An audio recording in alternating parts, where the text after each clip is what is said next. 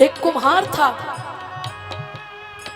आपकी सब तारीफ करेंगे, मैं भी करती हूँ, लेकिन माँ नजर भी उतारती है। एक कुम्हार था, मूर्ति बनाता था, 30 रुपए की उसकी मूर्ति बिकती थी।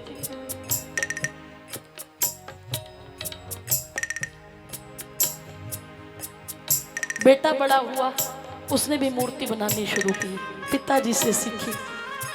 जब वो मूर्ति बाजार में बेचने गया तो 30 रुपए की बिकी। उसने जब दूसरी बार बनाई तो वो मूर्ति बाजार में 50 रुपए की बिकी। अपने पिता के पास गया, बोले पिताजी देखो, मैंने आज मूर्ति बनाई, आप कितने साल से बना रहे हैं, मैंने भी आपसे सीख कर आगे बढ़ा हूँ, लेकिन आज मेरी मूर्ति 50 रुपए की बिकी, आप मेरी मूर्ति की ओर जरा देखो ना। पिताजी कहने लगे, अरे नहीं, अभी इसमें थोड़ी कमी है, अभी थोड़ी और कमी है। उसने सुधार किया, अगली बार मूर्ति बेचने गया तो 70 रुपए की बिक गई। वो फिर आया, पिताजी देखो, मेरी मूर्ति 70 रुपए की बिकी है। पिताजी फिर कहने लगे, अरे बेटा अभी थोड़ी सी कमी और है, थोड़ी सी। उसने फिर तीसरी बार बनाई, अगली बार 100 रुपए की बिकी। वो फिर कूदता हुआ आया, पिताजी देखो, आज मेरी मूर्ति 100 रुपए की बिकी है। पिताजी फिर वही शब्द बोले, बेटा अभी थोड़ी सी कमी है। आज उसको गुस्सा आ गया, बोले पिताजी मैं समझ गया आपको अच्छी तरह से, आप मेरे से द्वेष रखते हो,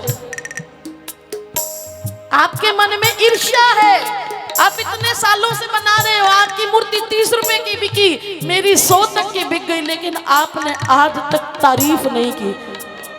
कुछ लोग तारीफ के भूखे होते हैं, करने के बाद प्रशंसा के भूखे होते हैं, लेकिन दुनिया तो कर देगी।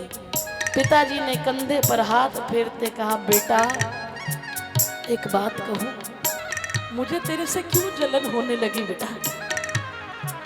जिस दिन तू 50 रुपए की बेच के आया था ना मुझसे ज्यादा, अगर मैं उसी दिन तेरी तारीफ कर देता तो तू 100 रुपए तक नहीं पहुंचता। इसीलिए गुरुजन आते हैं, रसिक जन आते हैं, माता पिता आते हैं, हमें बाहर की प्रशंसा, बाहर के अपने बहुत अच्छे लगते हैं, बाहर की दोस्ती बड़ी अच्छी लगती है, तब अपने माँ बाप को भी कुछ भी कह देते हैं जिसने तुम्हें पाला होगा। तुमने हमारे लिए किया क्या? तुम्हारे पास हमारे लिए वक्त ही कहाँ है? अरे उन्होंने वो वक्त तुम्हें दिया है जिसकी वजह से तुम आज यहाँ तक पहुंचे। और 2 मिनट नहीं लगते, अगर बाहर कोई अपना मिल गया तो माँ बाप को ठुकराने।